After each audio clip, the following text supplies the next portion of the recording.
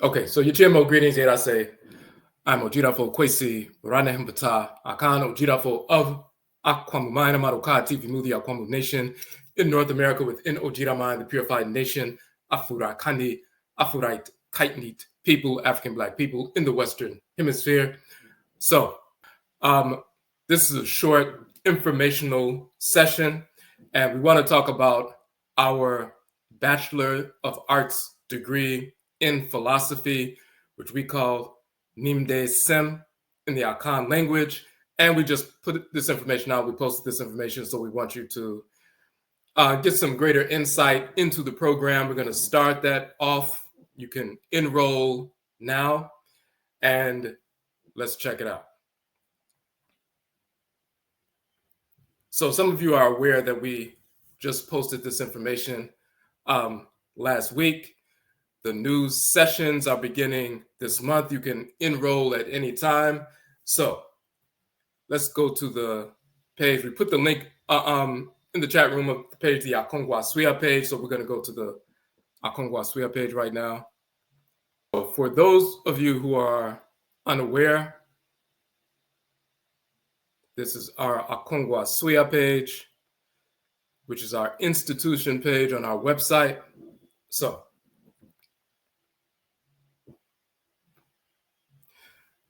to date, I've published 31 books, actually now 32 because we just released an anthology, which is on this page, which you'll see. Published 31 books, been teaching for the first book that I published independently was in December of 12,998, which is 1997. That is the Ubin Sheng, the Ancestral Summons. And since then, I've published 31 books, plus the anthology that I just released back in March. So that makes 32, but that anthology, it comprises 12 of the books that we published with some expanded editions and so forth. But technically 32 books published over the past, which by this December will make 28 years. Been teaching for over 20 plus years in this country, as well as different, parts of the world and so forth. So we've had our AKONGUASUA institution going back 20 plus years. So let's look at the page. So you'll see it says AKONGUASUA is the central institution of learning within Akwamu Maina Maruka TV Mudi Akwamu Nation in North America. And we give some background on that, how it was started in 13,001, so-called 2001. And we use 13,000 because, of course, as you will see in our publications, we don't use the years starting with 2000. 2,000 years ago, there was no such individual. Jesus never existed. He's a fictional cartoon character. There was no Black Jesus. There was no white Jesus or anything in between.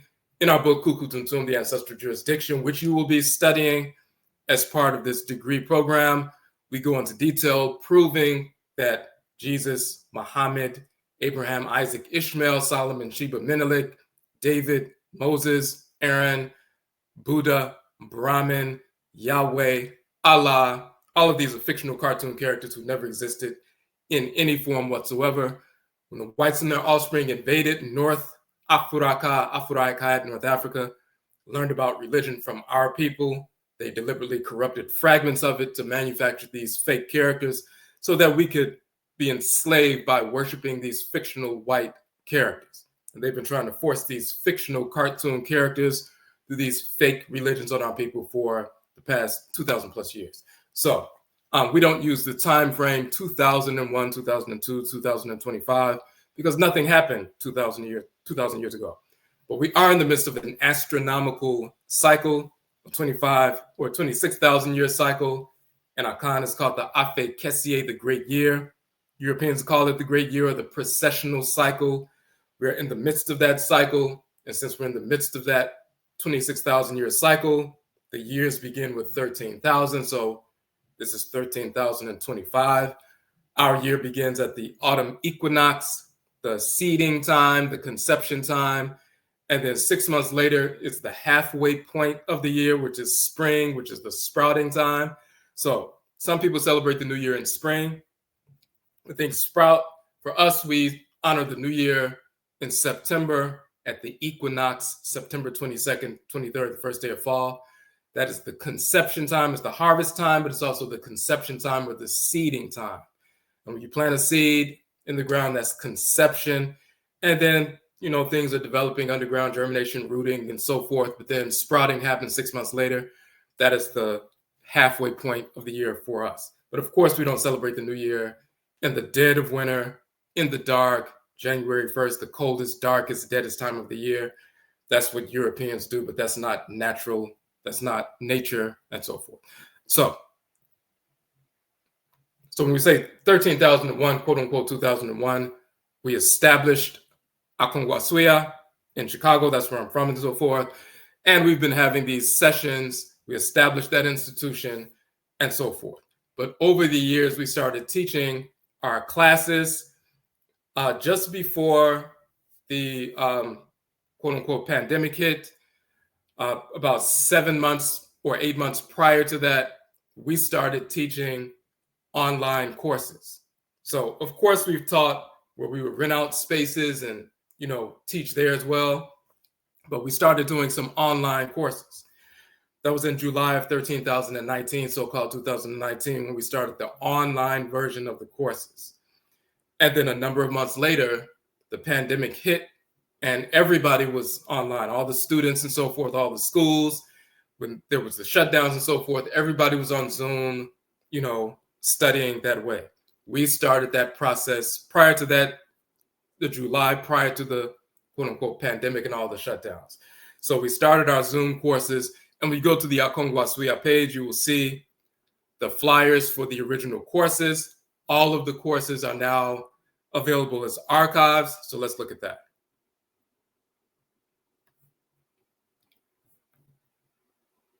So there we just discussed the pages and so forth, the origins of the institution. This video is for our newest book, Odwirafo. It's a 600-page book, full color, 8.5 by 11 anthology. So that's what I was just talking about. But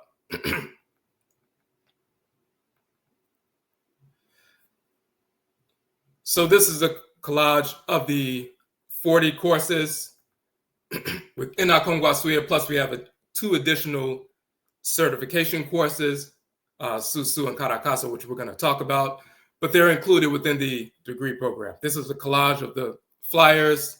Every course that we taught, of course, we would put a flyer out describing what the course is about. This is simply a collage of those 40. When you go down, scroll down the page, you will see the original flyers for each course, as you can see. So let's just go down, for example, real quick.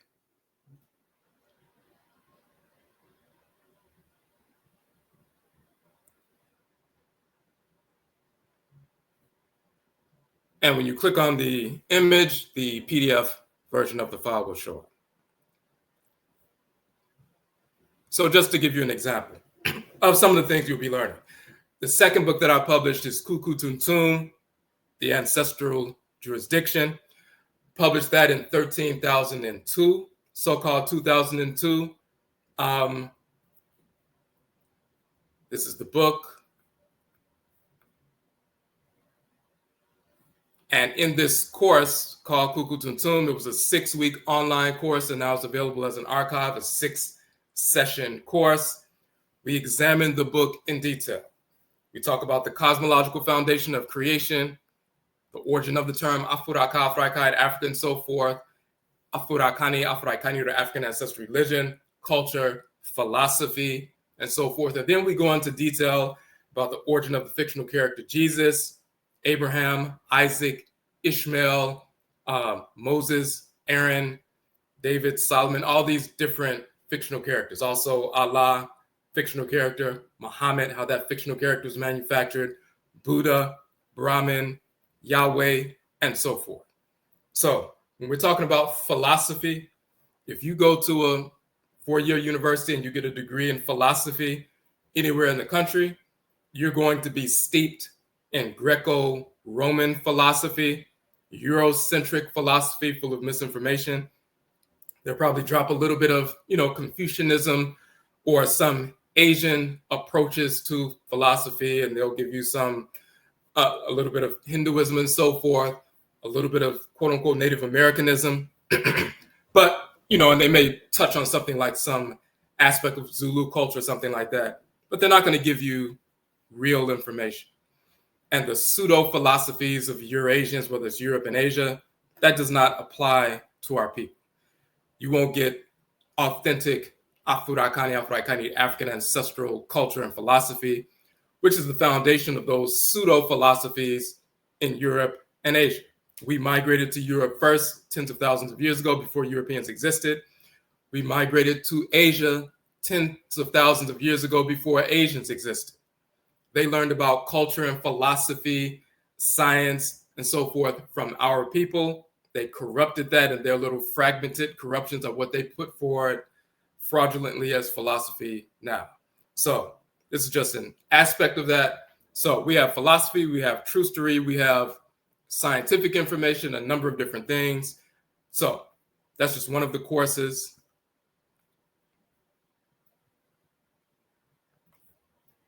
Let me go back up.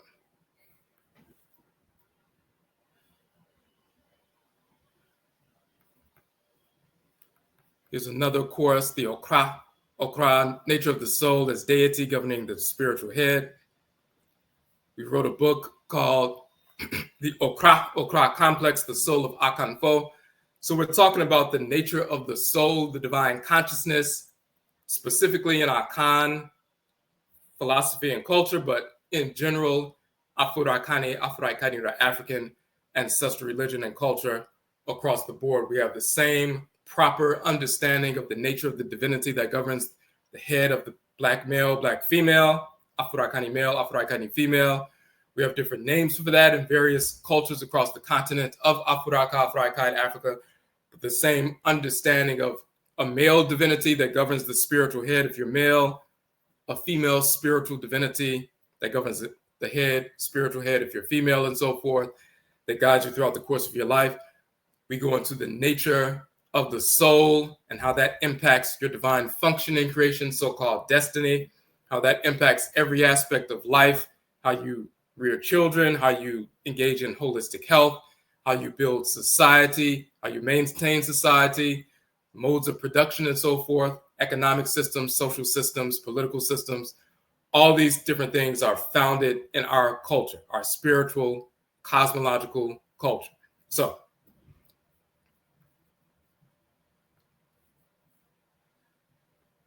you'll see that the various classes are founded upon not only the 31 books that have been published, but we also have published over 100 research articles.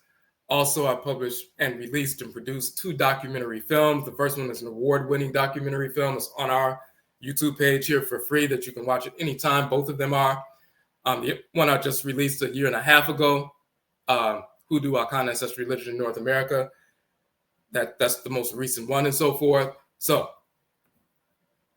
here's another example of a course in language. The Medut Ntoro, it says Divine Inscription, parts 1 and part 2.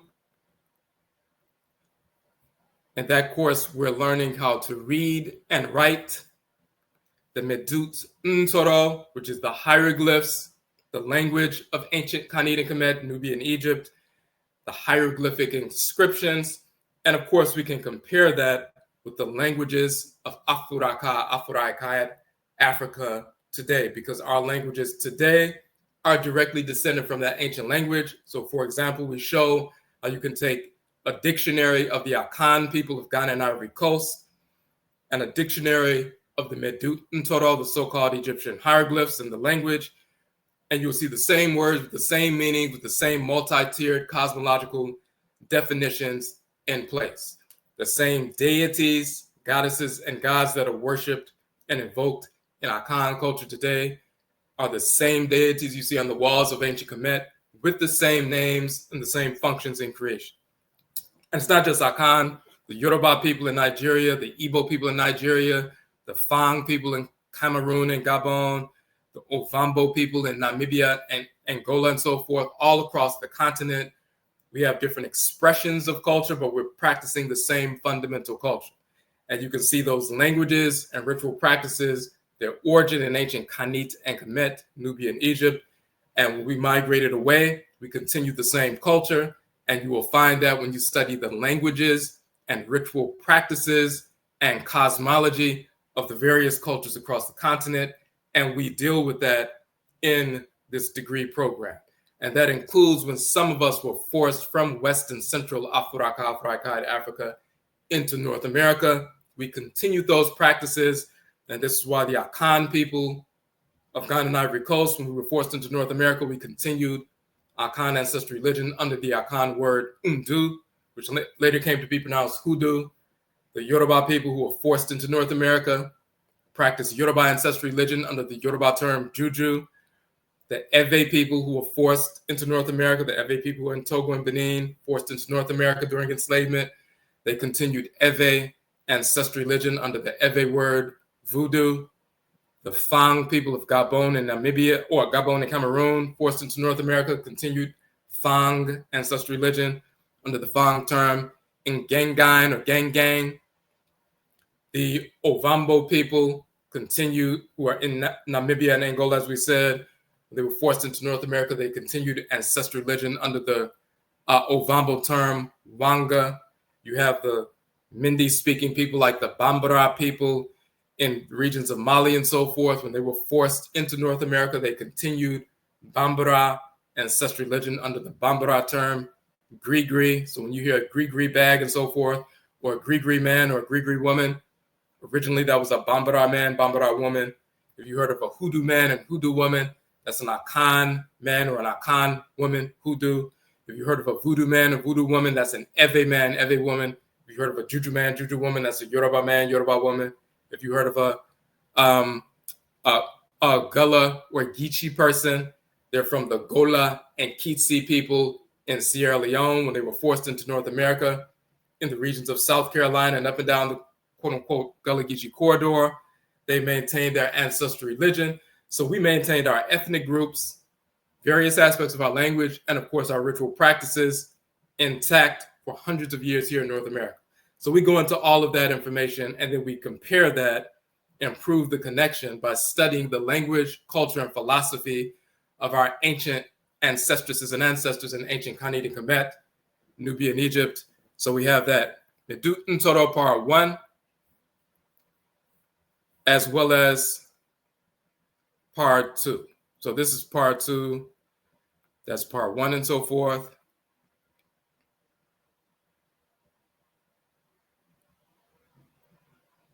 We have Kemetic Cosmology of Creation 101, talking about the origin of creation, the nature of the deities, the forces in creation, the nature of the ancestresses and ancestors, the origin of human beings and so forth, genetically as well as spiritually, all these different things. You won't get this in a so-called philosophy course in European universities or Western universities.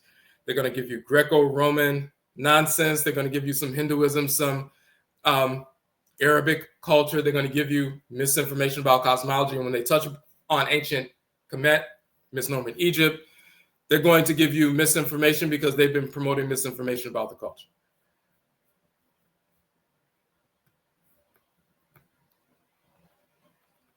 We had a two-part series, Total to Seneb, Bio-Spirituality of the Goddesses. So, for example, we show these various female forces in creation that you find in the various cosmology of the people, the spirits that animate the sun, moon, ocean, rivers, plants, fire, water, earth, atmosphere, and so forth. These same forces, just like you need the sun physically to survive. You need the waters of the ocean and the rivers to survive. You need to, the mineral life on earth and the plant life and so forth to survive. You can't survive without that. The spiritual force that animates the sun, the spiritual forces that animate the moon, the spiritual forces that animate earth, animate mineral life, animate the oceans, animate the atmosphere, and so forth. They impact our spirit bodies, just like the physical aspects of these features of creation impact on our body. Physical bodies are dependent on them. So when we talk about the feminine forces in creation, not only are they forces that govern different aspects of creation, but they also have physical shrines in the body. So when you see the scorpion divinity, Serket, and you see the scorpion here, and you see the scorpion on her head, you also see that the thoracic cavity and so forth is literally the scorpion on the chest, and it deals with breathing, diaphragmatic breathing, and so forth. The thorax is the sacred physical shrine, the sacred quote unquote scorpion in the body. That is the shrine for that spiritual contractive force in creation, what we call Serket. We talk about the Hemawat, dealing with the larynx. We talk about Neith and so forth. So the female divinities that govern different aspects of creation, they also have shrines in the body. The same with the male divinities as well. So we have part 1 and part 2 of that. We have our course Ankh Kara, Ankh, the origin of the term yoga, Kara Kasa, the origin and nature of the chakra. We wrote a book on that. We're going to show that book, going into detail about how these terms and concepts came from ancient Khanid and Kemet, can be found in the pyramid texts and so forth, thousands of years before anything was happening like that in India. We brought that culture into India. Of course, they will later corrupt different aspects of it and represent it in a different corrupt manner. But we show the actual origin of it and how it's fully embedded in ancestral culture and the Medut and Toro, the hieroglyphic writings of Kemet, thousands of years before it shows up in India. So, but that deals again with philosophy.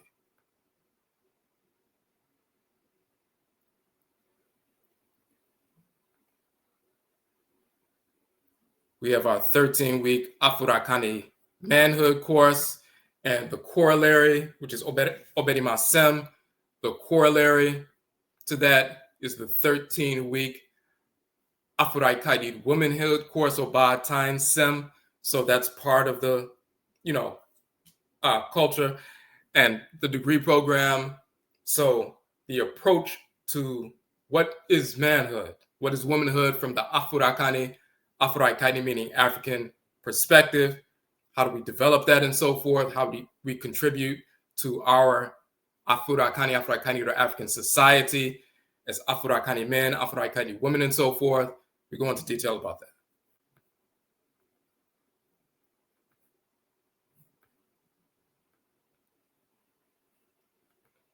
This is the Obatine Sem course, taught by our sister Amamati.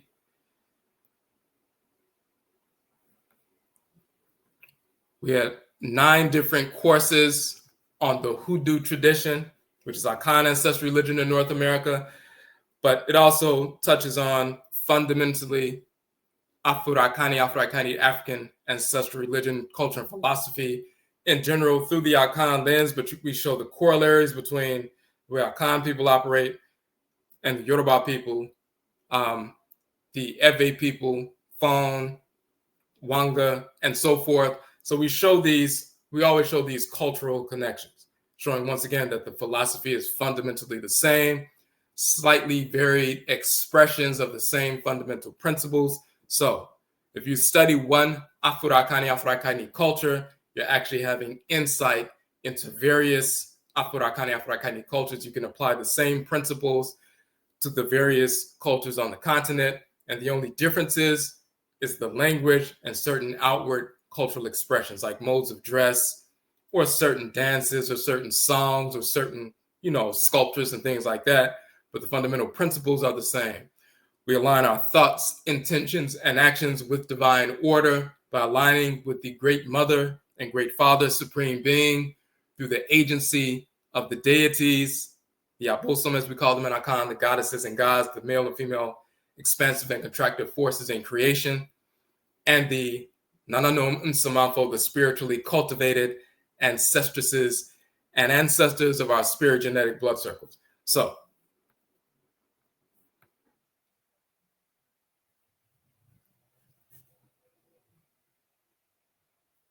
we have the Uben Shang, which is the book we talked about earlier, the very first book I published independently 28 years ago, which started this entire process, talking about things like pouring libation, shrines, ritual song, ritual dance, ritual prayer, ritual chant, ritual meditation, all these various ritual practices, what their utility is, and so forth.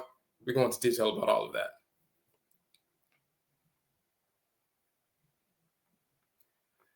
This course, race, etymology, biology, cosmology, and divinity. If you look at the term res in ancient Kemet, that is the etymological origin of the term race. Europeans will, if you look in an etymological dictionary, they will try to trace race back to ras and rasa, meaning family or root, but then, or origins, but then they will say the origin is unknown. The origin of the term is unknown. It's not unknown, it's unknown to them. The term res or resi in ancient Kemet is the origin of the term race. When you look at the sacred nekeb plant, which you see right here, the nekeb plant, which is also called sut and so forth. And it's the plant of the rest of the South, the root plant, the root, the race, and so forth. We show that is the etymological and cosmological origin of the term race. And we show in ancient Kemet how the human beings come up out of these primordial plants and so forth. The origin of the term race, the concept of race, how Amen place different individuals in different parts of the earth and so forth. So you'll see the dark-skinned black people in ancient Kemet, dark brown with black undertones. And then you see the people who are dark brown with red undertones in ancient Kanit, Nubia, and so forth. And you see the black skin and red skin and so forth. And they talk about how different skin colors indicate different dispositions. And that's related to the way that Ra, as well as Ra'at, the creator and creatress, placed different people in different parts of the Earth Mother. And we're talking about Afurakani, Afuraitkaitnit people, African Black people, different parts of the Earth Mother, different skin colors, carrying a different energy complex, and therefore affecting your character in a different way in your spiritual disposition. And then we also talk about how the whites and their offspring, a small percentage of people separated from the larger group, moved into northern Eurasia, got caught up in the Ice Age and so forth, became depigmented, and that autoimmune disorder, vitiligo, which strips your melanin from your body, that's a genetic mutation that has nothing to do with adapting to the climate of Eurasia at all. It has to do with an autoimmune disorder, no different than vitiligo or the genetic mutation of albinism. The whites and their offspring are just a group of individuals who've been passing down a genetic mutation similar to albinism, which they will call albinoidism, and vitiligo. They're just perpetuating a disease state. They're descendants of a diseased genetic mutant group. That's all it is. It's not natural selection. It's not evolution. It's not them evolving because they had an advantage living in the cold climate and vitamin D. That's pure nonsense. So we go into detail about that. But race is not a social construct. That's pure stupidity. Race is a term that our people created. We prove that conclusively.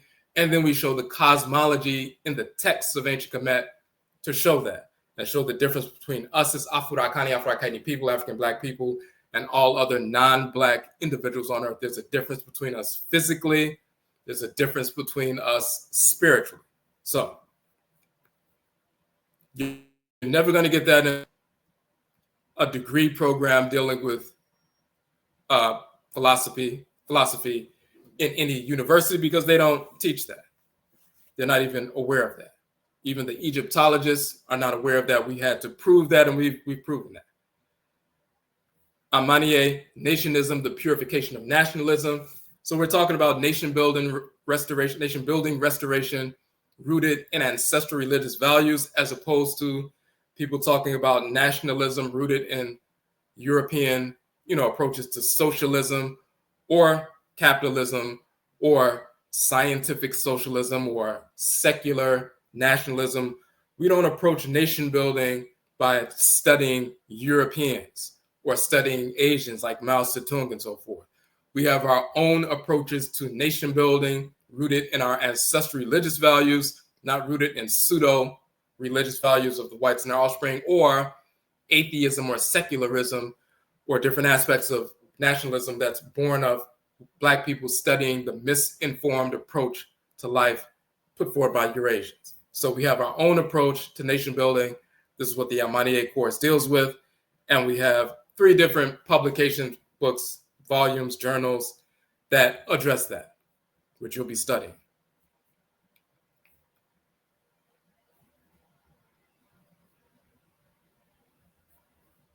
Hold on a second.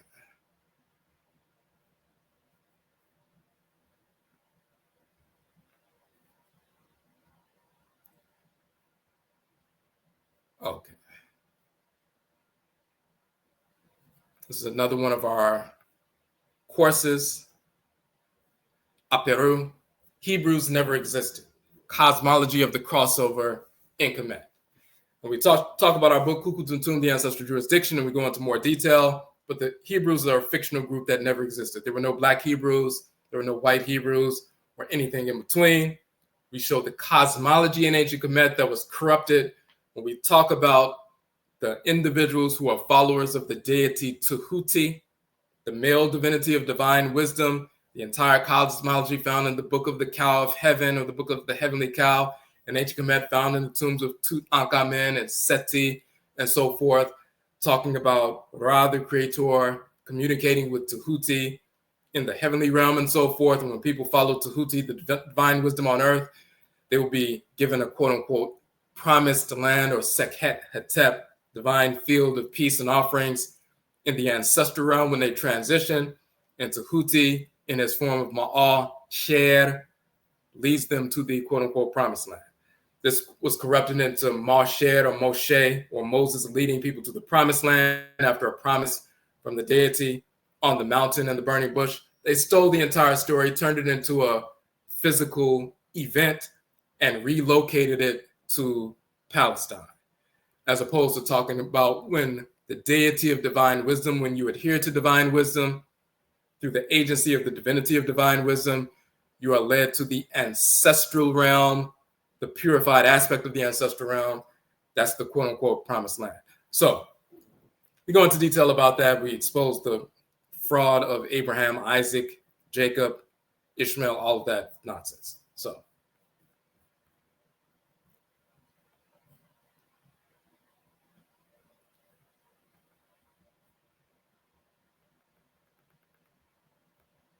in NIMDEESEM, authentic numerology of the Akradin bosom, the deities,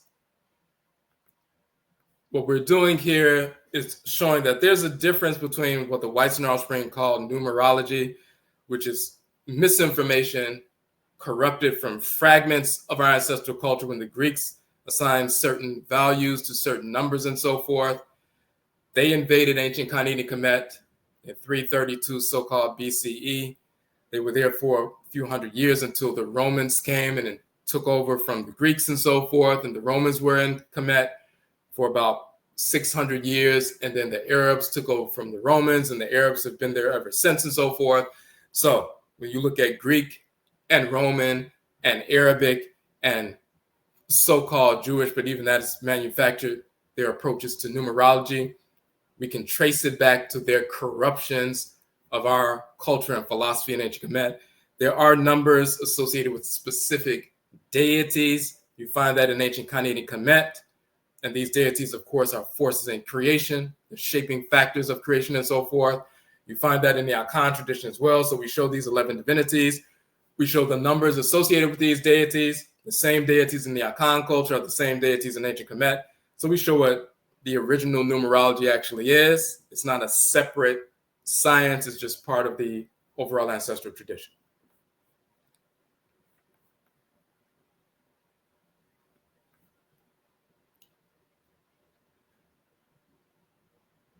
We do the same thing with Achinebwa, the sacred animal totems and deities of the original zodiac.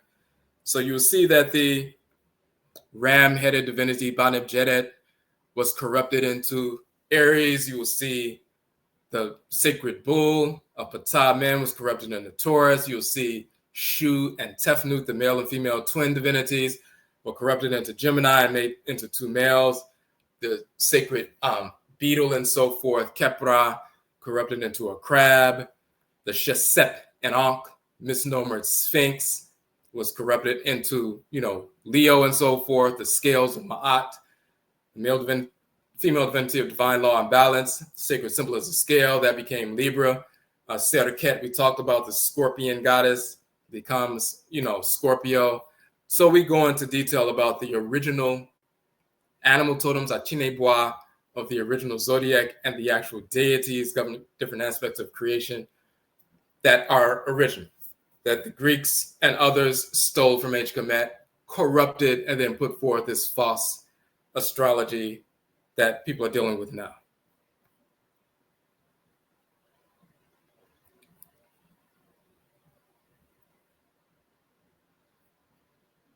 We have, of course, Akradim Bosum Ojida, talking about the deities that govern the 7 days of the week and ritual practices associated with these, forces in creation.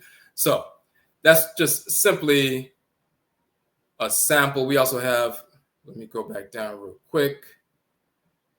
And when you go on our page, you will see all of these 40 courses, the flyers for each one, and what they're about and so forth.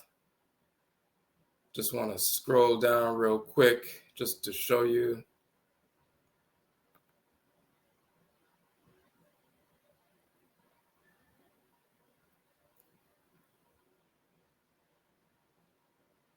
The Anidaho course. We talk about cosmology, culture, philosophy, and how it was corrupted by people stealing different aspects of the culture. So we're going to get a little bit more into that. Ab is ritual celibacy and cyclical fasting for alignment. A very important course. We have the hoodoo courses and so forth.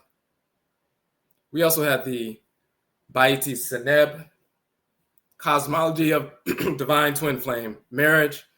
So we show that, for example, the different marriages of the deities in ancient Kemet, like Amen and Amenet. Amen is the great father in creation. Amenet is the great mother. They comprise and come together as two halves of the divine whole called the Supreme Being. So Ra is the creator of the universe. Ra'et is the creatress. They are grandchildren of the Supreme Being. So you have the Supreme Being, the great mother and great father, Amen and Amenet. And they direct their life force energy, Ra and Ra'et, to go out and create the universe. Just like you're a being and you have life force energy surging through you. If you're an Afurakani man, African black man, you're an emanation of the great God, Amen. If you're an Afuraitkaitnit woman, African black woman, you're an emanation of the great mother divinity, Amenet. You're the great being, and the life force energy surging through you that you send to your arms and legs and so forth to generate power, to operate. That life force energy is your Ra force if you're a male, your Ra'et force if you're a female and so forth. That's the same energy used to procreate and so forth. So you as the great being, Amen and Amenet, direct your Ra force or your Ra'et force to create. So Amen and Amenet, the Supreme Being, direct the creator and creatress, Ra and Ra'et, to go out and create the universe. So you see Amen and Amenet and their union and how they function and govern creation. When you see Ra and Ra'et, the creator and creatress, their union and how they operate with regard to bringing fire and light and vitality and life force energy to all created entities in creation. When you see Asar and Aset, Set and Nebuhet, Shu and Tefnut, Kepra and Kepri, the various marriages of the divinities show you how the forces in nature interact, like the sun, moon, oceans, rivers, earth, sky, all these different things. But it also gives insight into the different aspects of our relationships and how we bond with one another as Afurakani men, Afuraitkaitnit women, and so forth.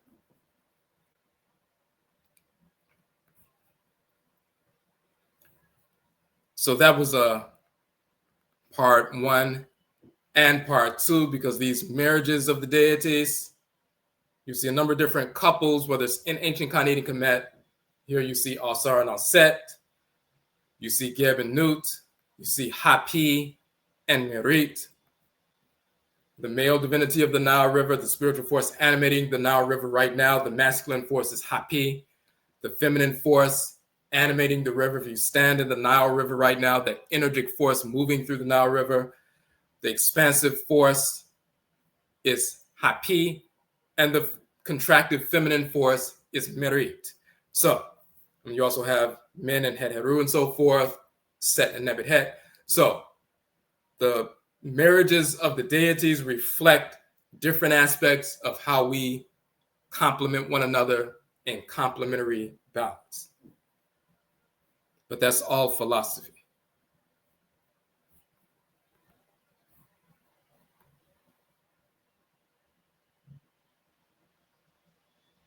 Honam Su,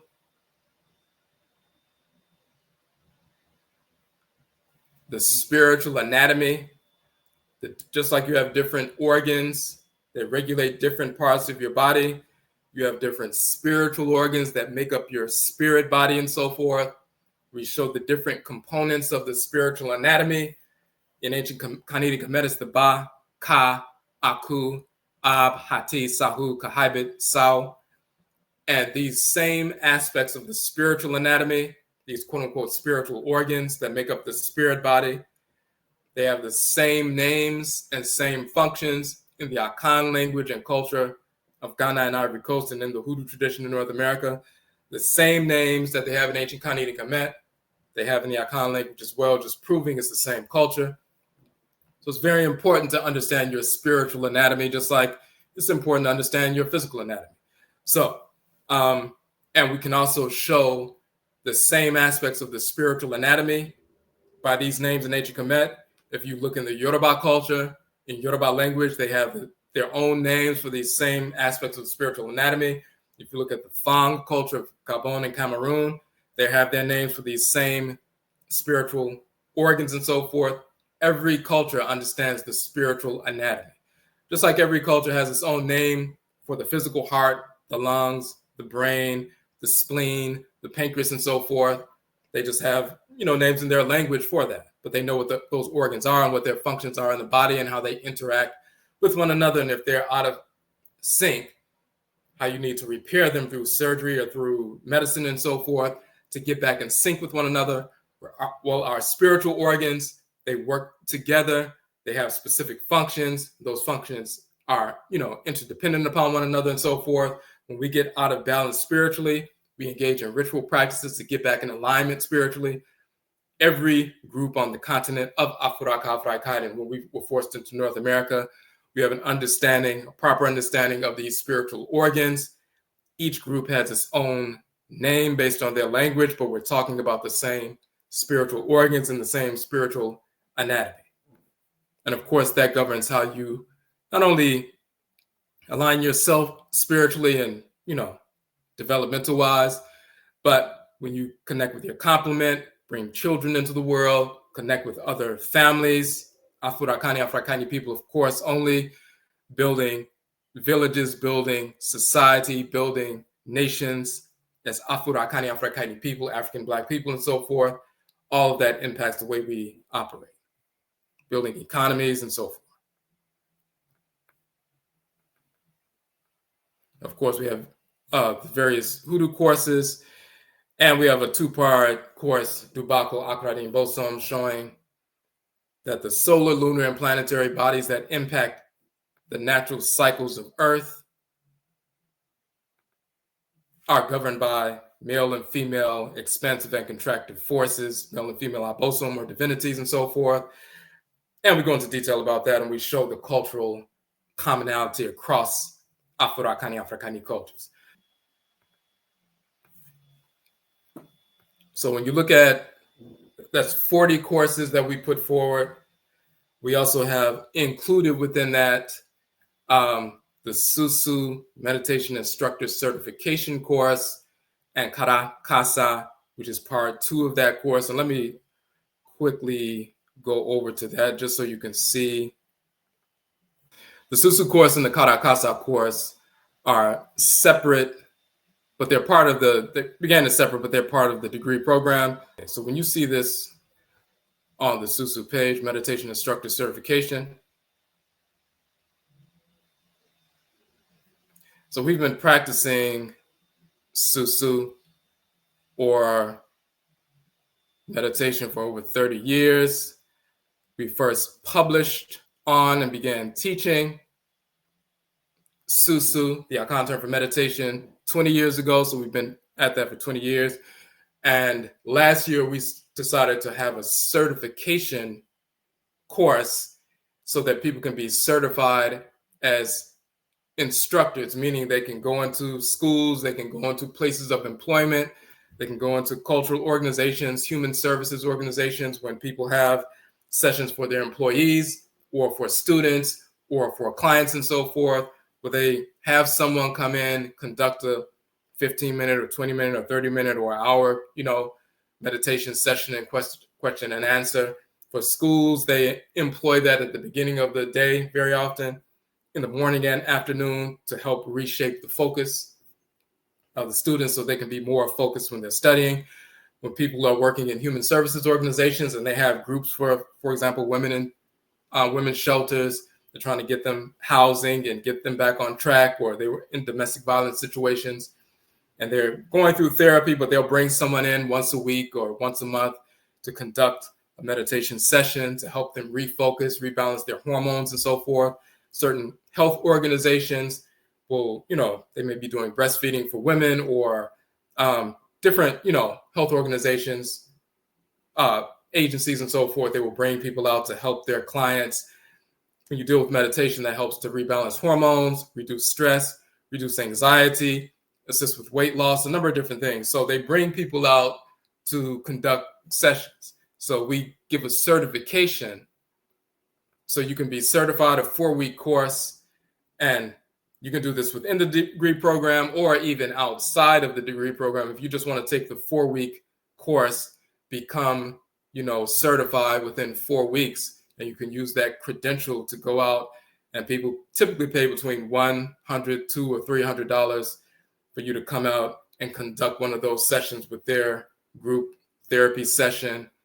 The therapist may have a group where they're people who are formerly, involved in alcoholism or drug addiction or a gambling addiction or domestic violence or whatever it is. They have weekly groups and so forth, or daily. They'll have somebody come out once a week to conduct a session to help, rebalance people. Or employers will have people come out.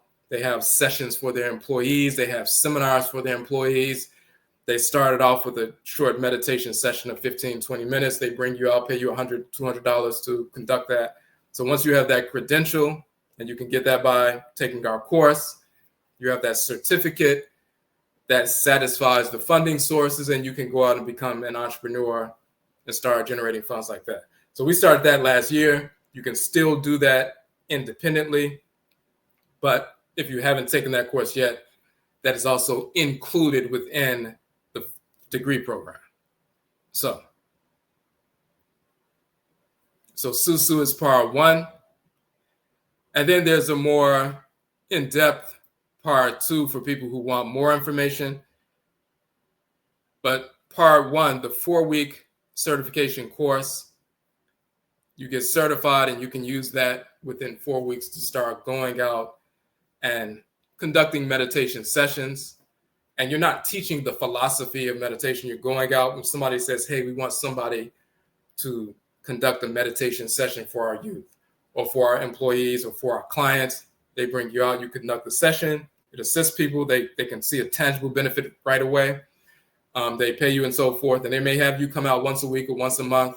If you line up a few organizations, a couple of schools, a couple of, human services organizations, cultural organizations, you can, basically conduct a course, once a day, and you make a couple of $100 a day, and you're making money and assisting the community at the same time.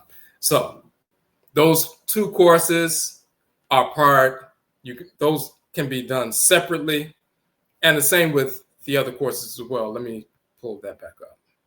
Okay, so the same with the courses here. So when you see the collage, you see all 40 of the courses within AKONGUASUA, and then the other two, Susu and Karakasa, I just showed you, makes it 42. Now, when you go on this page, what we've always had, when we started the online branch of our institution in 2019. All right. We started the online branch of the institution in 2019. We started the institution back in 2001, but the online branch, 2019. So when you look on this page, you will see all 40 of these courses. You can take these courses individually. The 4-week courses are now archived. There are 4 sessions. Most of them are 2 hours. Each session is 2 hours. You can take the online course, like, for example, Afuraitkaitnit Mojira, that was a 6-week course. So when you look at that page, you see the original flyer. The original course was $30 for a 6-week course, and that included our book Afuraitkaitnit Bosom, which is a free, download and so forth. So when people were taking the course live, it was a $30 course, 6-week course. We met once a week and so forth for 2 hours. So the 2 hours times 6, that's a 12-hour course, basically, 30-hour course. Now that it's archived, this is 6 sessions. You get those same 6 sessions. Of course, you can download the books for free and the articles and so forth. But because it's archived, it's discounted as $15. So people can go on the site right now, pay $15 and get access to the archived course. And that's true of all of these 40 courses that you see, all the ones that we went over. So some of them were 4-week courses. Some of them were 6-week courses. So the 4-week courses are $10 each, archived. The 6-week courses are $15 each and so forth. We have a couple of them that were 7 weeks, like this course here was a 7-week course. And then, of course, the manhood course and womanhood course were 13 weeks, and we went over 16 different books and so forth.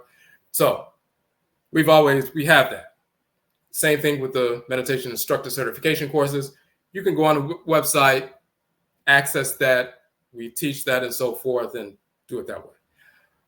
But in addition to that, we decided, we had planned to do this for a number of years, but we had to reach a certain number of courses. Now that we have 40 courses plus the 2 certification courses, which is 42. Now we have the entire body of work where we can offer the degree program. So this is our publications page, the Nhoma page. Nhoma means book or publication.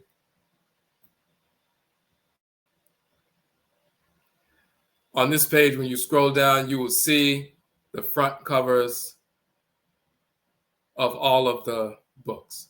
You hear me saying Afuraitkaitnit, the origin of the term Africa. This is a book I published. You see right here, this is from the papyrus of Hunefer, spelling out Afurakani. This is from the Temple of Paraka, or Philae in ancient Kemet, really on the border of Kemet and Kanit, Nubian Kemet and so forth. We visited that temple when we went to Kemet. This is an image from that. That's Afurakani and so forth. So we show and prove conclusively that the term Africa comes from Afurakani, Afuraitkaitnit, the land Ka of Afura, the land of the Creator, the land Ka'et of Afuraiet, the land of the Creatress. It's the male and female term, original term for Africa. The land of the Creator, the land of the Creatress, divine land. And we are Afurakani people, children of Afura and Afuraiet, which are titles of Ra and Ra, the Creator and Creatress. So that's one of the many books, but you see that all of the books, when you click on the page, either the book itself will download or it'll take you to another page, and you'll see the book and so forth. So,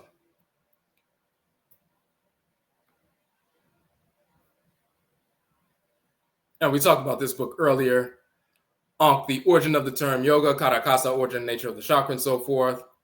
One of the more popular books when people saw that and found out that the terms yoga and chakra come from yunk in Proto-Indo-European, but yunk comes from a form of the word ankh.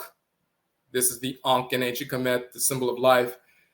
Another spelling of ankh in ancient Kemet in the pyramid text is yonk, and this is where they get yonk and yoke in Proto-Indo-European and later European languages. And kra is a term in ancient Kemet talking about a circular shrine, and that became kakra or chakra in India, but they stole those terms from our ancestral language and cosmology and the culture associated with them. So on this page, you will see all of the 31 books I published. We also have Rekit Hinasperet, Etymology and Cosmology of Religion and Spirit. So we show the actual etymology of the word religion, actual etymology of the word spirit. They come directly from ancient Khanid and Kemet, thousands of years before Europeans. So when people say religion and spirituality are two different things, they actually are not. If you knew the origin of the term spirit, which is seperet, and religion, which is rekit or lekit, and relekit and relechit and so forth, religion, when you know the cosmological underpinning of that, you'll see that we created these terms. They are fundamentally the same. It is only fake religion that's out of harmony with spirituality. But real religion and spirituality are identical, and we prove that conclusively. So, and that, once again, is part of our philosophy as well. Something you will never get in a European course on philosophy because they never did the etymological, breakdown of these terms and never understood that. So, all of the books you see here, this is actually a poster for our documentary film, but that's on the Nhoma page, the publications page.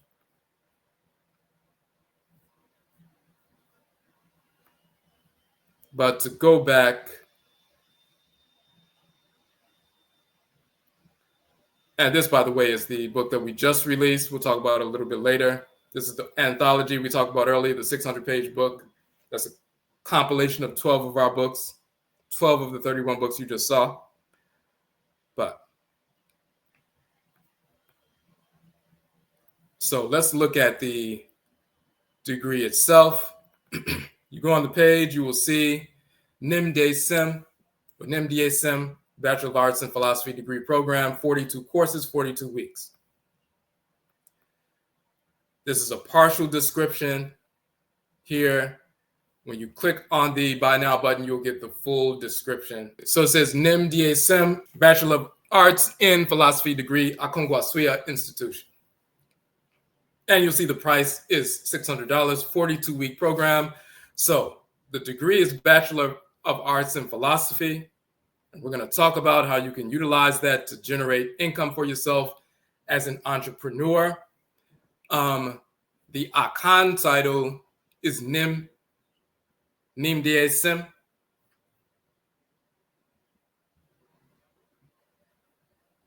Let me expand that a little bit for you.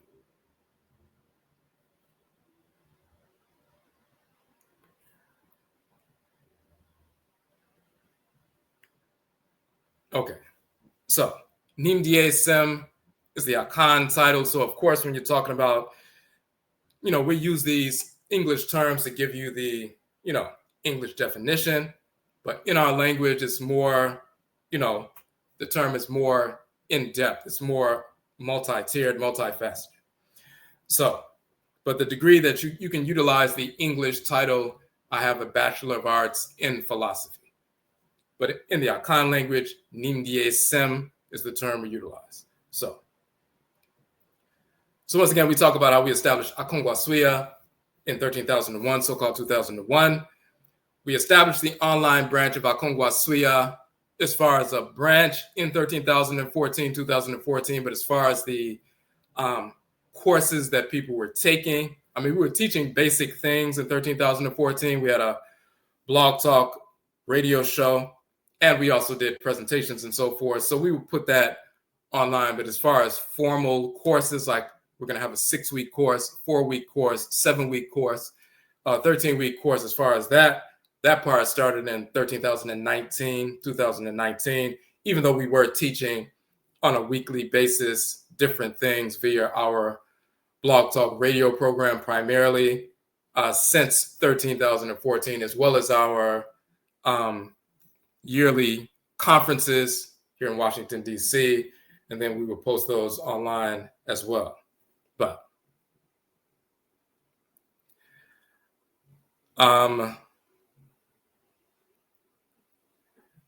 so we had done a broadcast, 11 years ago called Nanasom University and AKONGUASUA Dine, and that broadcast we were talking about establishing the degree program, but we had to put these things in place first. So in actuality, this is basically a 28-year process, starting from the first book that's published, all 31 books being published, 2 documentary films being published, establishing, curating, formulating, curating, and teaching these 42 courses, having the impact from the community, seeing that impact over the years, traveling around the country and outside of the country, teaching these things over the course of a couple of decades. And now we can put forward an evidence-based approach. So we said after years of curating it and evidence-based research and development, we reached that number in 2025. We have a total of 42 courses, which are the 40 courses of AKONGUASUA plus the 2 certification courses, reflect the 42 assessors of Ma'at, which are 42 divinities, the 42 Sepatu, which is the sacred, division of ancient Kemet into 42 regions of the country and so forth, the 42 days of the Akan sacred ritual calendar cycle, Adadria 9. So our 42 courses in total comprise our program, wherein upon completion, one receives a Bachelor of Arts in philosophy. Now, if you Google a Bachelor's of Arts BA in philosophy, typically requires around 40 courses to complete, totaling 120 credits. This includes major courses, around 11, supporting courses, 0 to 2, and elective courses, 12 to 14. Other institutions might have slightly different course requirements, but the general range of 40 courses for a BA in philosophy remains consistent. When we were putting together these courses, we were going along with what we knew the people needed. We've published a number of books over the past 28 years, specific things that our people need that cover every aspect of Afuraitkaitnit life, individually, culturally, spiritually, and also how we interact with non-Black individuals and institutions in the places where we find ourselves here in America and around the world and so forth. We need a cohesive structure and approach to life. So we published these various books over the past 28 years. We've put forth these courses and tested this information out and been around the country doing that over the past, 28 plus years and so forth, and specifically in detail with the online courses, formally since 13,019. So we ended up with those 40 courses plus the 2 certification courses. And it turns out that we had the same number as, the typical degree program with 40 courses for philosophy. So for bachelor's in philosophy. So we didn't start out saying, hey, we got to create 40 courses so we can have a degree program going. We developed courses based on what is needed for the people.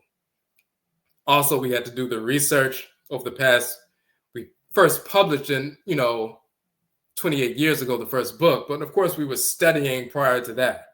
So we were putting out information that our people needed to know. We also had to clear up misinformation and published it, but then and also articles and so forth, but then we also had to start the coursework And as we reached out and, put together things that people needed, youth as well as adults, it turns out that it, coalesced into a group of 42 courses.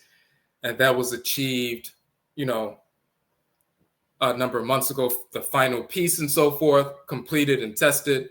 And so now we have the capacity to put forward a very strong, really the strongest, course in philosophy, a BA or master's or bachelor's degree in philosophy that can be compared to any other institution. Now, so 42 courses in total comprise our program, wherein upon completion, one receives a Bachelor of Arts in philosophy. Now,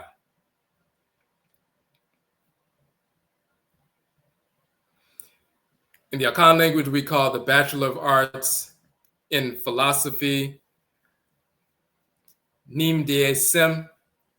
In the Akan language, NIMDEE, there are different variations to say that NIMDE or NIMDEE is a term defining knowledge, wisdom, and ASEM is defined as issues or affairs. So NIMDEESEM are the issues or affairs, ASEM, of knowledge or things that are seen.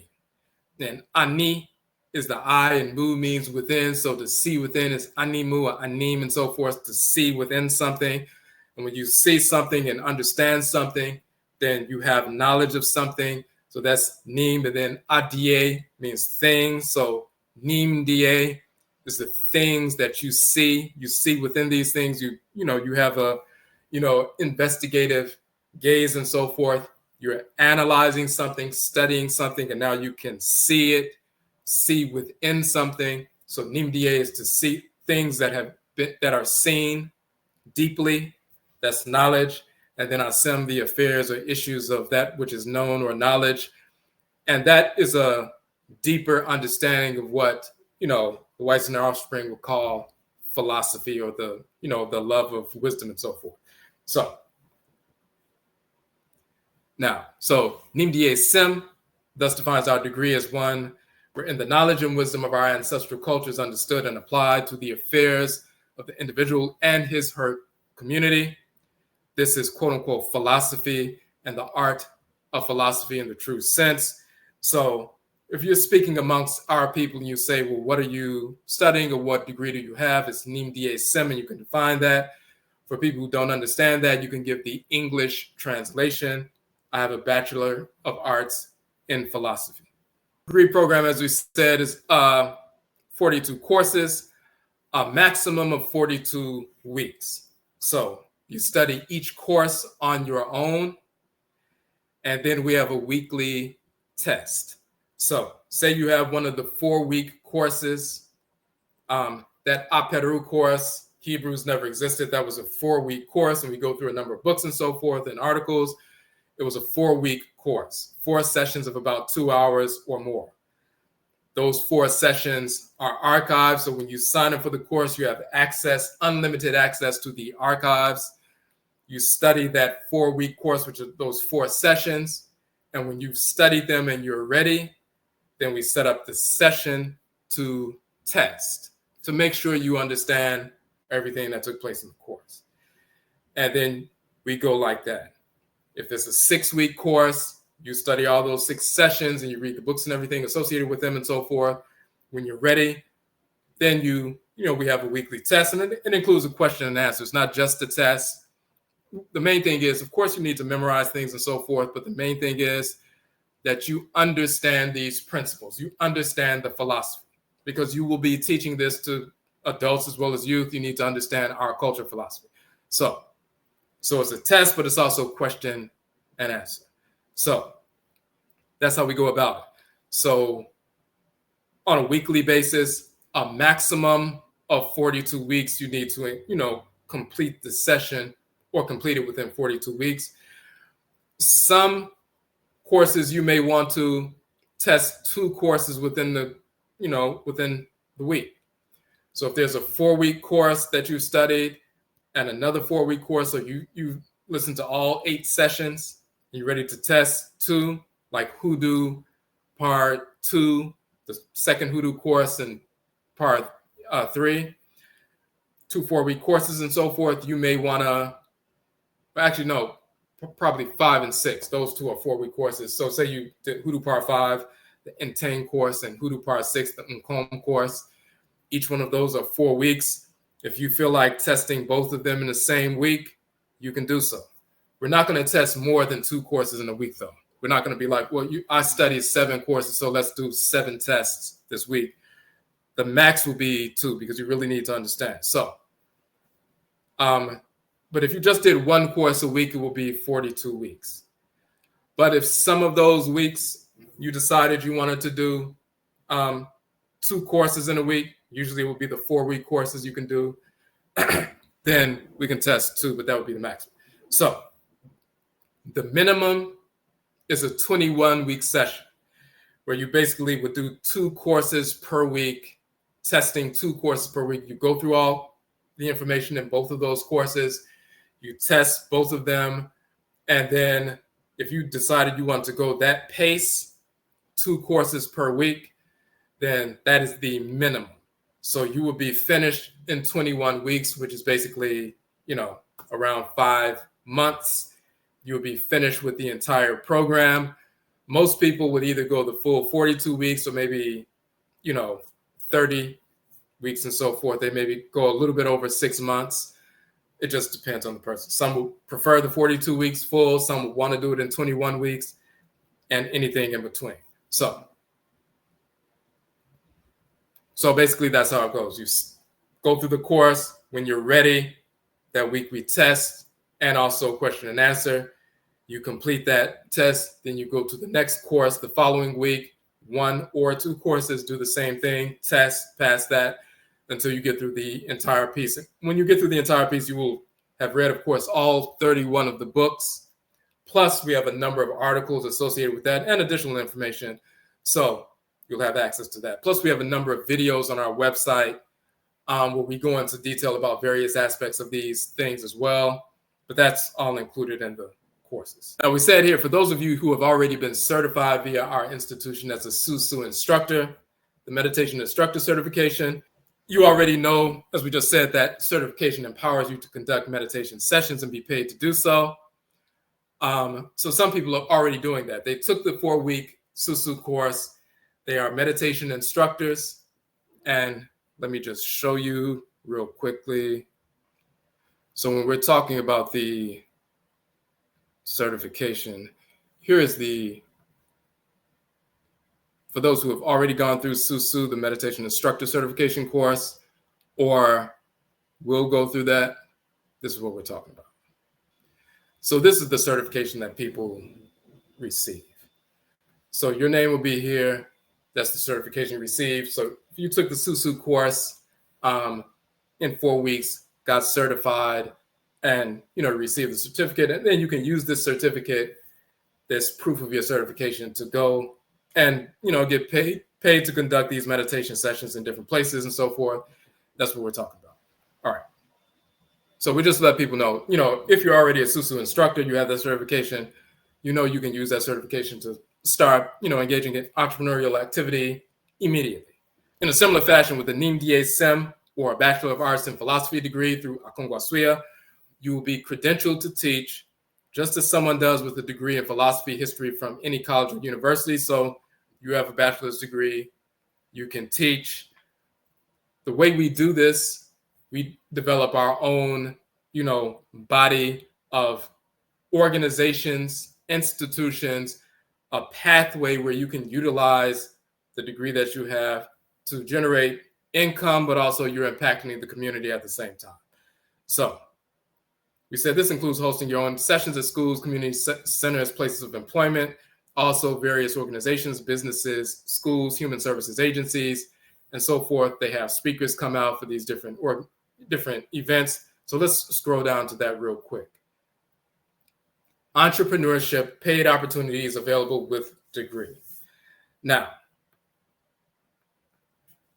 just like certain schools will, you're going through a degree program, and when you're about to finish, they may give you an internship or give you suggestions or place you in certain organizations, or, give good word for you at different organizations to assist you. So when you get out of college, you can get a job based on your degree.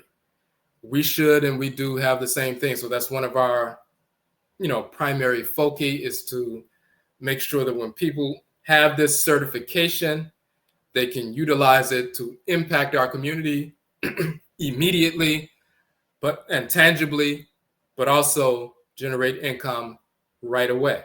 So we give a number of examples to show you how you can do that. And we also consult with people to show them how to do this. Now, entrepreneurship, paid opportunities. Get back.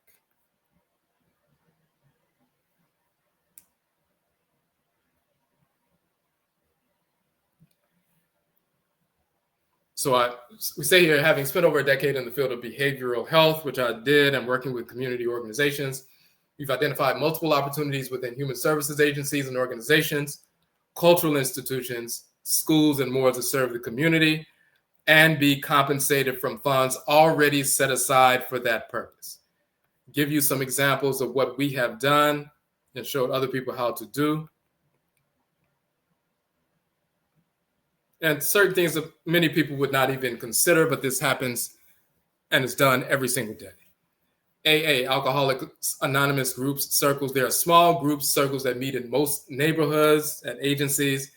They have funds set aside for people to sit with the group and share their cultural knowledge to inspire participants to be resilient and overcome their addictions. It can be a one-time presentation to a group or may develop into a monthly appearance or weekly. They typically pay a credentialed speaker from $100 to $300 per session. Narcotics Anonymous, a similar, same as above. So what do we mean by that? In every city, there are agencies where people, they go check into either facility or they're outpatient. They may be court order or whatever, or they just, they went to the hospital. They got referred and so forth by their social worker or whatever it is. They're part of an Alcohol Anonymous program or a Narcotics Anonymous program, or even gambling addiction, whatever it is. And they meet with their therapist, but they also have group sessions. So outside of meeting with the therapist or going, if they have to go for, mental health services or medication management or something, or meeting with a psychologist or psychiatrist, but they also have group sessions, typically weekly, sometimes, bi-weekly, sometimes more than once in a week, but they sit around in a circle or they meet and they're with their therapist or their case manager, social worker. They're talking about their different experiences and they're sharing and so forth. This is what they do on a weekly basis. Those organizations have a budget and set aside, or certain appropriations within the budget are to bring out speakers periodically to sit with that group. So you have the group, you have the social worker or therapist, and they meet on a regular basis. And they say, okay, this week we have a special guest who's going to sit with us and share with us some information that can benefit you. And they have money set aside, and they're always looking for someone who can come in, teach them something that people can receive. They'll be inspired by it. It will enhance their well-being, their resilience, and so forth. It will, motivate them and so forth. So they bring someone in talking about our culture, our philosophy, changes their entire mindset, their entire focus from being self-destructive or, depressed or feeling anxiety and so forth. It changes their entire focus. So they bring you in, you talk about our culture, our philosophy, our approach to life and so forth. And we have different things within our books, including the Nkwamoa Whole Life Journal is one of the books that you'll be studying. And it deals with these different things. Our ancestral religious practices, our priestesses and priests, those are the original therapists. Even the word therapy comes from the ancient Kemetic term therap or chetap and chetapit, a male and female priest and priestess class. And chetapit became chetapi and therapy and so forth. But that's a class of priest or priestess. And the priests and priestesses, including the root workers and root doctors in the Hoodoo tradition, those are the original therapists. And that's part of our ancestral cultural philosophy. So they bring people out, They'll invite you out. You come and sit down with the group. They're having their regular discussion, but then they bring you out and you can inject, information they've never heard before that's, transformative. They're always mind blown by the things we have to say about our ancient culture and contemporary ancestral culture and so forth. And they can say, man, my grandmother used to say things like that, or I heard about Black people established civilization. We had started math and science and medicine and engineering and so forth. A number of different things. So that motivates them, inspires them. But the key is they have money set aside. They bring speakers to their groups every single week because you have a credential. They're looking for someone with a credential. Sometimes they just do it by word of mouth, and whoever is powerful, they let them come out. But typically, if they have a budget and there are funds appropriated for that purpose to bring a speaker out, they need to see that the person has some kind of credential. And when you can show them, yes, I have a bachelor's degree in philosophy from an institution, I have a credential to teach, all they need to see is the certificate. Once they see it, they can cut you that check. So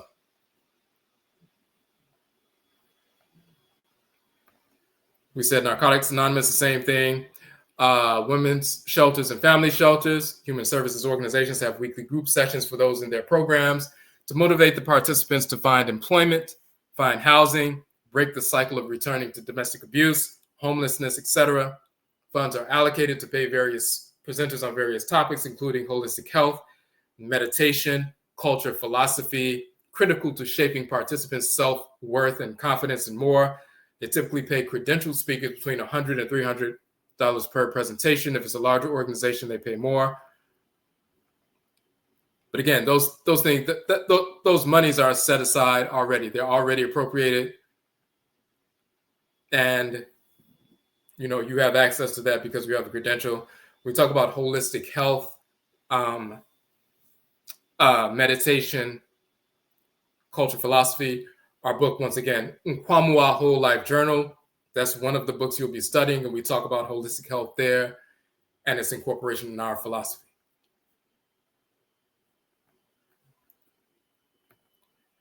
Now, employer cultural events and calendars. MLK holiday, Black History Month, Memorial Day, which was created by Black people, by the way, in the late 1800s, originally called Decoration Day, but the whites in our spring, changed it to Memorial Day. Juneteenth, Black August, the entire month of August, just like Black History Month is the entire month of February. Black August is the entire month of August.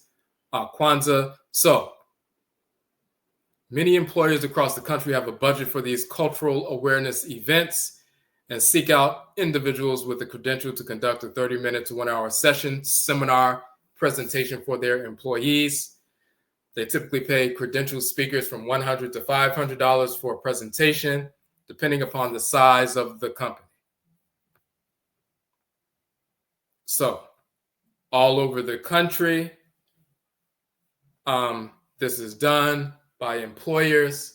So, and even if it's not like right in your neighborhood, even if you traveled an hour away, drove out or outside the city and so forth, when people know that you have something to, share, they have a budget. The managers or supervisors are like, listen, who do you know we're having Juneteenth coming up, is cultural awareness. Who do you know who can say something about Juneteenth? Who do you know can say something about Black culture? Who do you know who can say something about African-American culture? We have a budget, we have to spend this money. And on one hand, they have it for cultural enrichment and so forth, motivating the employees and so forth. On the other hand, and those of you who have worked in these organizations understand this, they need to spend those dollars, because if they do not, if they have that money set aside at the end of the year, then when the budget comes around the next year and they have to get their budgets approved, if they didn't spend the money, their budget is going to get cut. Excuse me. So they're like, we need to spend this money. We have to bring somebody out. You will see certain employers, certain organizations, they're scrambling. Just get me somebody, as long as they have some kind of credential. It doesn't matter. We need somebody to speak at Juneteenth.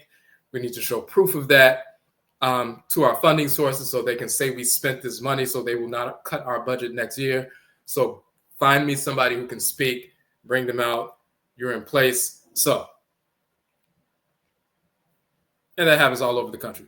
So all these different events, you can schedule one or more events for MLK holiday, but you can do it the way you're going to do it. It may be MLK holiday, but you're going to be talking about ancestral culture and philosophy. Maybe a Black History Month, and they say, hey, we want to talk about Black history. Well, ancient Kanini Kemet or the Akan tradition, Yoruba, Hoodoo, and so forth, these are all part of Black history as well. So you can do it the way you want to do it. Memorial Day was originally called Decoration Day. It's an ancestral observance created by Black people to honor Black people who fought in the Civil War and waged war against the whites and offspring to force the end of enslavement. They had Decoration Day where they were decorating the graves of those who have fought in the Civil War and died for their freedom, their Black relatives and so forth. So it was an ancestral observance. It became Decoration Day, and then later they changed it. The whites and offspring changed it to Memorial Day. It used to be like May 1st, May 2nd, and then they switched it to the end of May and so forth. But some people are starting, if you type in Decoration Day, there are people who are starting to honor Memorial Day as Decoration Day, the original. And because of that, they're making it a Black celebration, just like Juneteenth. Now you have all these Juneteenth celebrations all over the country since they made it a national holiday. Years ago, a lot of people didn't even know what Juneteenth was unless you were already familiar.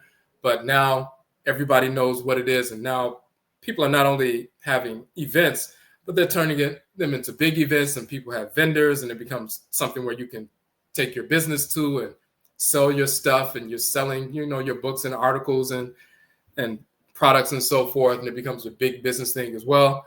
But people are starting to do the same thing with Memorial Day, or you can propose that an employer who normally has a Black History Month thing or a Juneteenth thing and so forth, you say, well, actually, Memorial Day is actually Black history. You can have a Memorial Day event for your employees. They always look for a chance to, pause at work and do something different.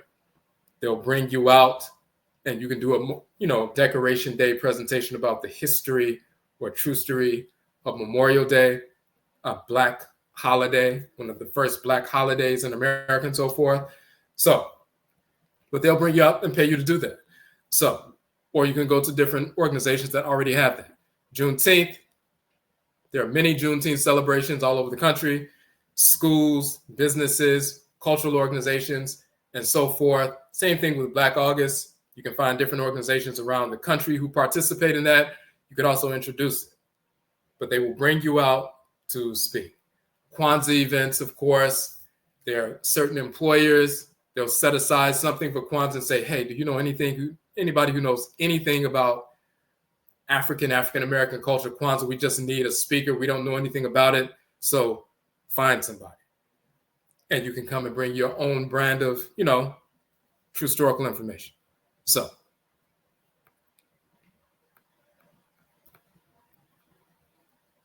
and once again, they, $100 to $500, typically that's how much they pay.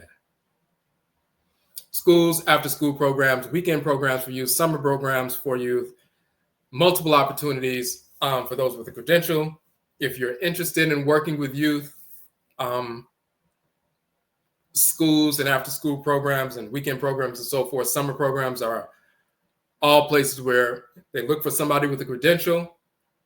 You come in, connect with the youth and talk about these different things, and you get paid for that. African-centered bookstores, businesses, organizations, conferences, cultural events, spiritual events, study groups, etc. They all across the country, people, have these events, these organizations. You can go to Black bookstores. There are hundreds of Black bookstores all across the country and so forth. When they know that you have something to share, when you come up, they say, hey, we're going to have a speaker. If a Black bookstore, just a regular Black bookstore, and they sell, books on true history and everything else, it's always good for them. Periodically, you will see, hey, this store, they're having a speaker on Friday night or Saturday night or Saturday during the day or Sunday afternoon. That's special because it brings more people in, It brings people into the business. They want to hear the speaker, to see what they're talking about. The subject sounds interesting. It's a free event, but then they can patronize the bookstore and so forth. And the bookstore owner will pay you, a couple of $100s to come and speak because you're going to draw people. It becomes an event as opposed to just people, coming to the bookstore like normal. Now they have people who normally aren't coming to the bookstore when they hear somebody's going to be speaking about the origin of the term yoga in ancient Kemet, the origin of the term chakra in ancient Kemet, and how these things were stolen from our culture. They'll say, oh, I want to hear about that. But that brings business to the bookstore that normally wouldn't have that specific group of people. So they pay speakers to come out and you can do that. Same thing with Black businesses in general. Even Black vegan restaurants or Black-owned clothing stores or whatever it is, holistic health stores and so forth, they bring people out to generate new business and also to inform people, and they pay you to do that.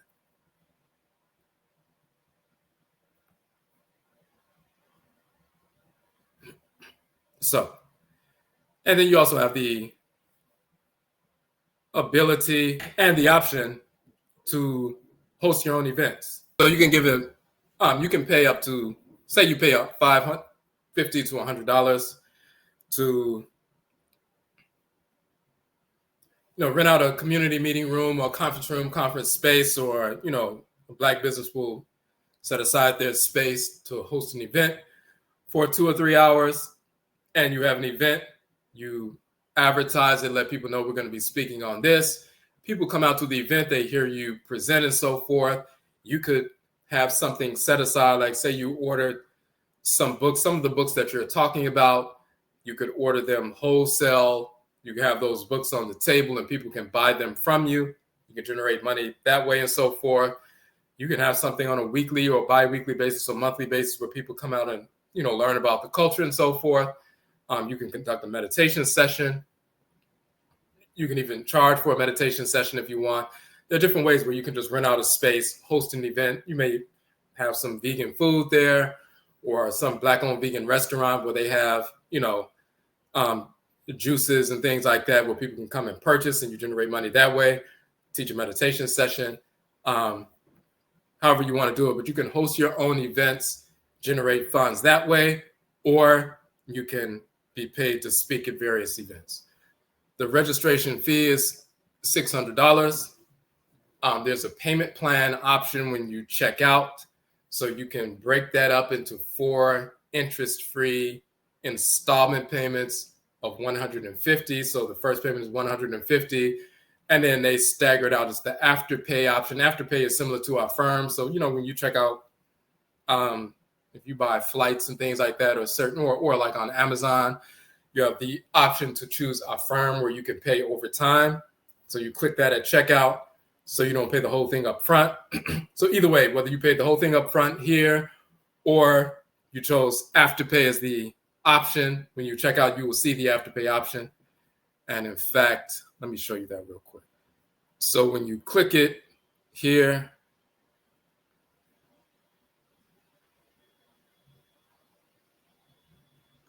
all right. As you can see right there,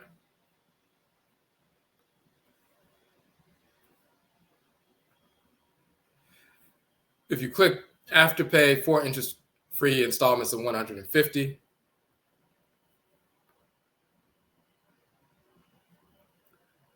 So that's one option, or you can pay the entire fee. So as you can see, so we have 42 courses, 42 weeks, the maximum of 42 weeks, the minimum of 21 weeks, but it can be in between those two and so forth. Within the first couple of events that you book, whether it's a Juneteenth event or a Black History Month event or a Kwanzaa event, or going to some school or place of employment or human services organization, the first couple of ones, 2 or 3, if you get paid $200 per event, you will have received your tuition back. You would have made that $600 back, and then from then on, everything else is, you're profiting from that, but you're profiting in 2 ways. You're profiting because of course, you get compensated, but you're also benefiting the community. What they learn about through NIMDEESEM Whole Life Journal. This is one of the books within the SUSU meditation instructor certification course, but also within our degree program. And we've used this book with youth as well as adults for years, even going back, nearly, well, actually 15 years ago. Not only does it talk about melanin, the chemical in our body that gives us our color, and trustery and things like that. For example, when we talk about holistic health, and we introduce that concept that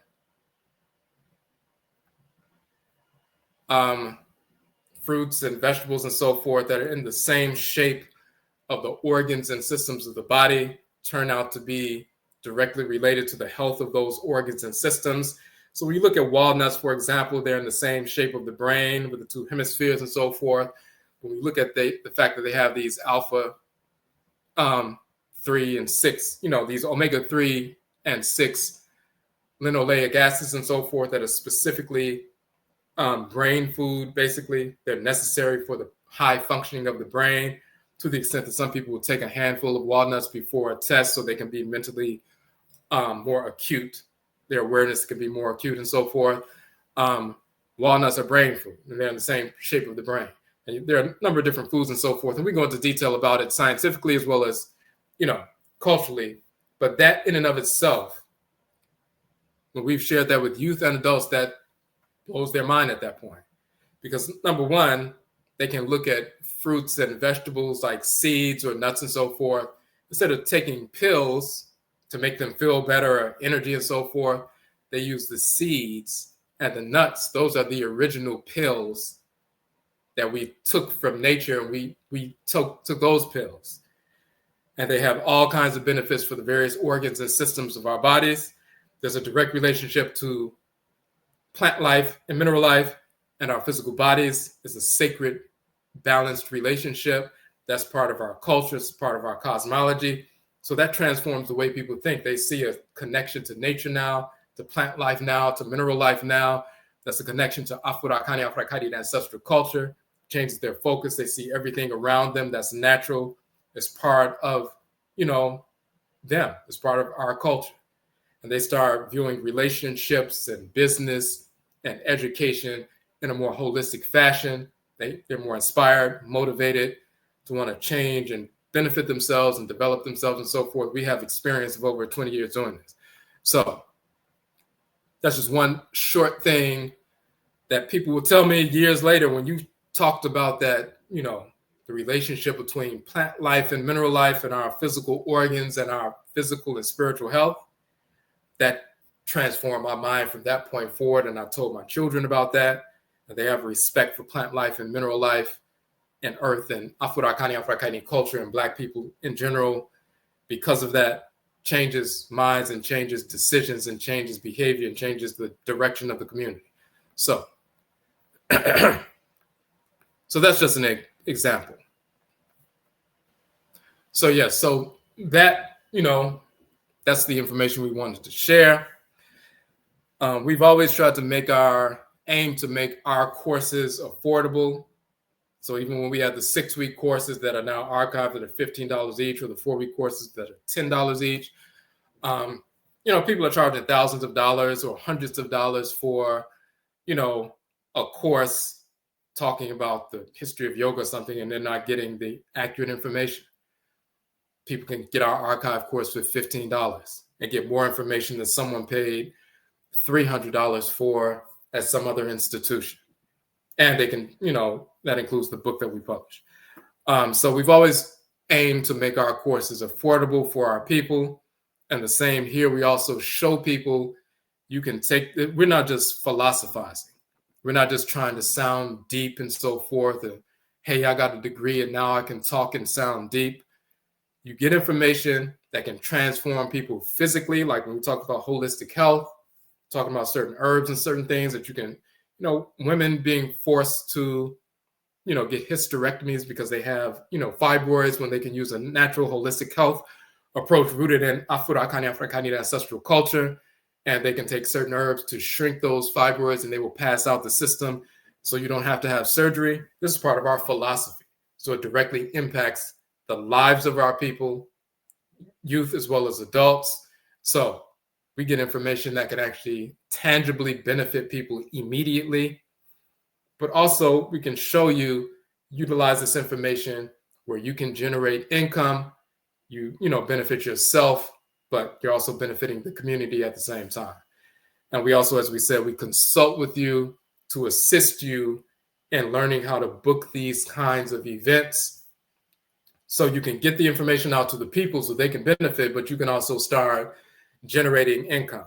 And once you do a few events and you have that, under your belt, then people start to refer you. So they start doing the work for you. They say, hey, so-and-so needs a speaker, or if somebody, needs a speaker, you can say, well, I've done this same presentation at these 3 different organizations. They've brought me back, and that's all they need to hear. They're like, well, if these organizations brought you in and paid you for that, then I'm sure you're good. You can do this presentation Monday at 10 p.m. or 10 a.m. in our conference. So, but yes, you can register now.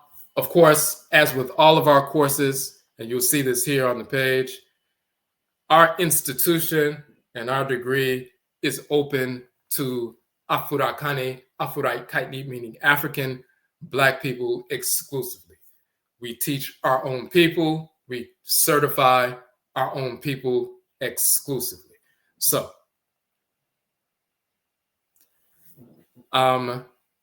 if you have any questions, you can post them in the chat room. Of course, you can reach out to us, but this is the page, so you can go to the page now. You can register, and you can begin your studies. And you can start on that either 21-week, track if you want to, or if you need to take a little bit longer and so forth, but you can start now and start your journey to, obtaining your bachelor's degree, your NIMDEESEM degree, or your Bachelor of Arts in philosophy degree. So, all right. Okay, so we're going to end it here. If you have any questions, of course, go to the website. Our email is on the website. Of course, we are on Instagram and, Facebook is Odwirafo, TikTok, Twitter, and so forth, if you have any questions outside of that. So again, Yerase, we thank everybody for tuning in, and Yebeshi Abio, we will meet again.